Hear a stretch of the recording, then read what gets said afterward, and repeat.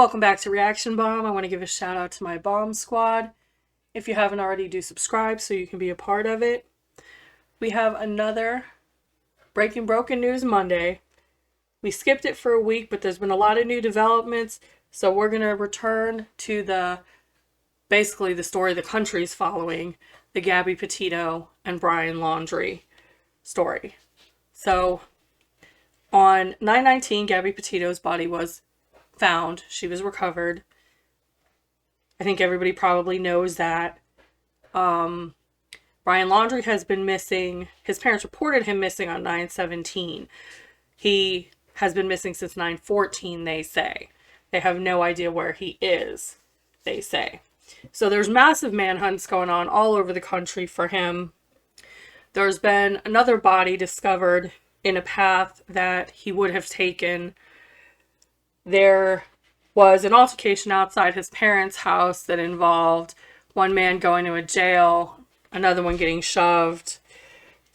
There's just all sorts of chaos surrounding this case and where everyone is at and what is going on.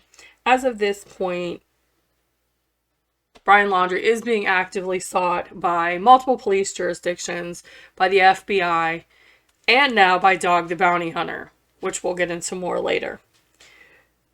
There's been sightings of him from everywhere, from Florida to Canada to the Appalachian Trail, to Fort DeSoto, where he was known to have gone camping with his parents.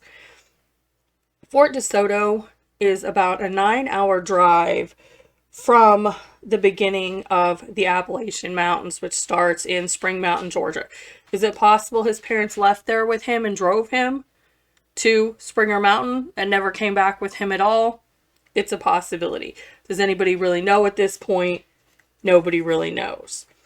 Dog the Bounty Hunter seems to think that based on the leads he's been getting to his private tip line, that maybe he is in the Appalachians somewhere. Again, no one really knows, but this is where Dog the Bounty Hunter is concentrating his search efforts. The FBI is there also.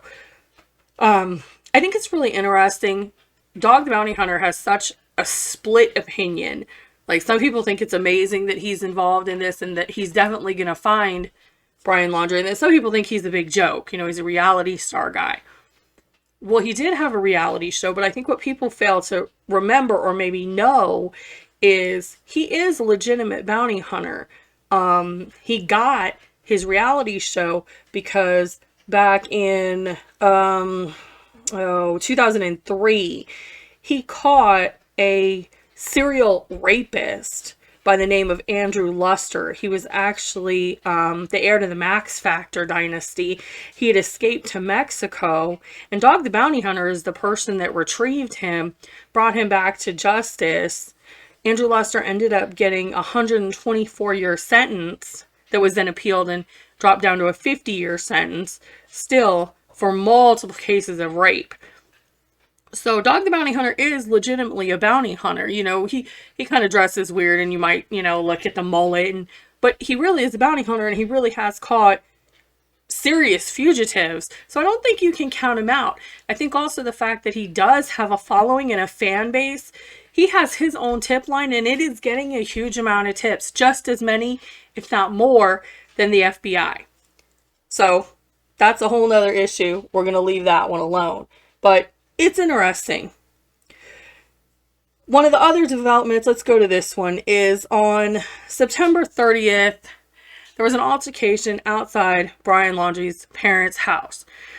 So apparently there's been a lot of protesting going on outside his house by different people.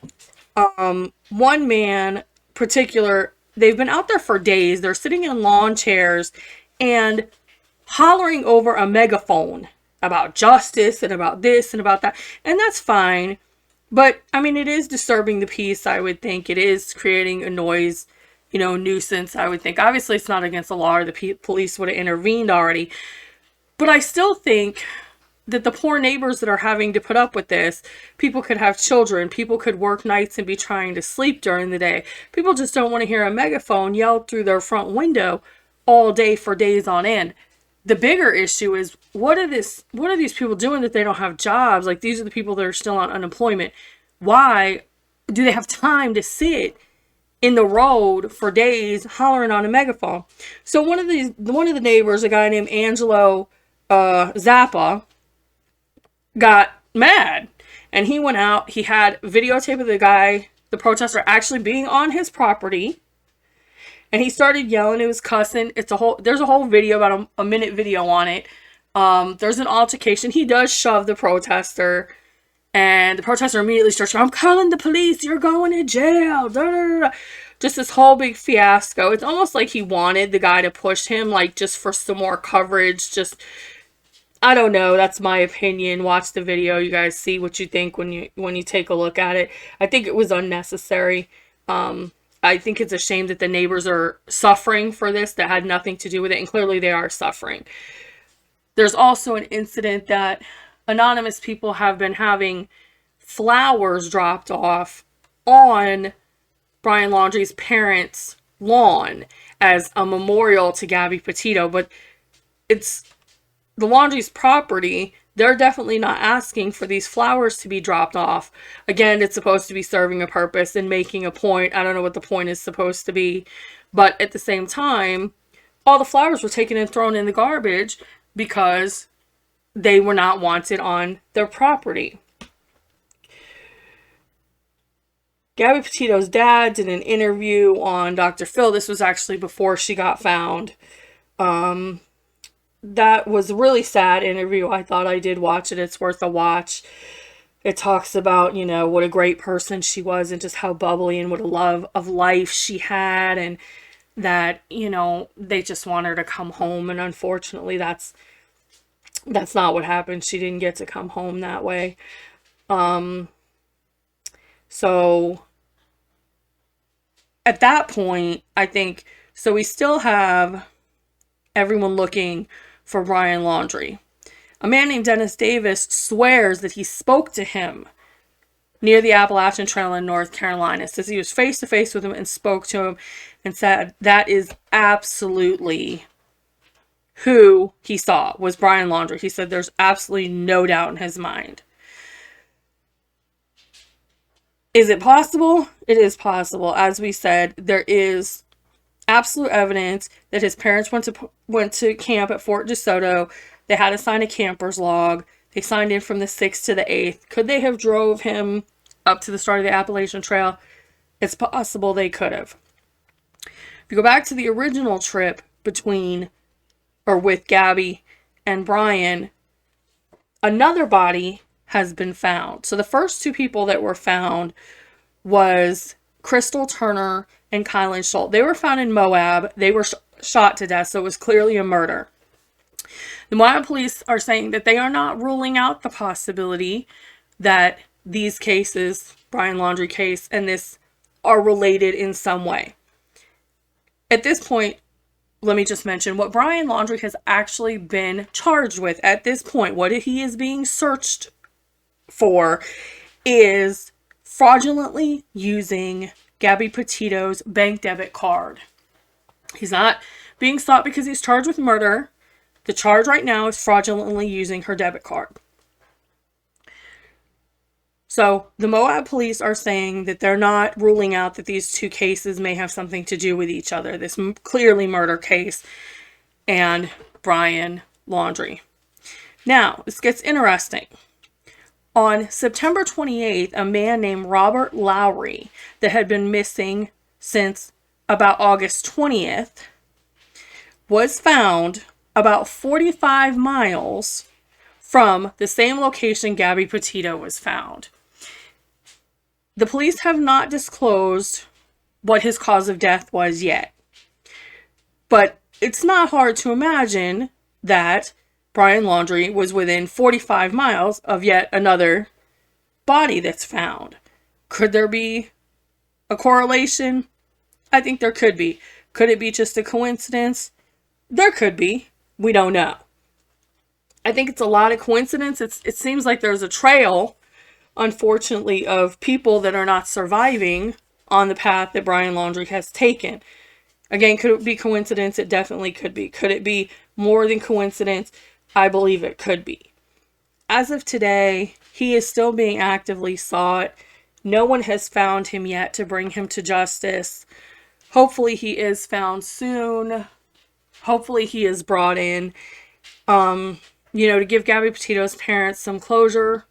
Whether he did kill her, whether something else happened, whatever this case is, truly, hopefully he will tell it. He'll admit it. He'll say what happened. There's some people that believe that he's committed suicide. I just don't think that's very likely. I think he planned very carefully his escape. I think he planned very meticulously how he was going to get away and what he was going to try to do. That doesn't sound like a person that would kill themselves. It sounds like a person that is in this for the long haul. Like he's planning on not being found. Whether that involves him staying holed up wherever he is for a long time, trying to change his appearance, if he does try to leave the country, whatever the case may be, this case is just going to continue to develop and develop and develop, and just all sorts of craziness going on around it. People fighting in the street, more bodies coming up, which is just horrendous. We have Dog the Bounty Hunter now on the trail. It's turned into really a media circus, and it's turned into just crazy things going on. I think at the end of the day, right now there's 4 people that are deceased, and all I can say is just God rest all their souls, and it's a tragedy. Hopefully whoever's responsible for it is brought to justice. Thank you guys so much for joining me today. I really appreciate you guys being here with me. There are some links below if you guys want to support the channel. If you guys want to take a look at some merch. If you haven't already, please do subscribe to the channel. We are uploading on Monday, Wednesday, and Friday. If you haven't already, do hit that like button for me. It helps my YouTube algorithms. Thank you guys all again so much. As I said, until we meet again, bombs away.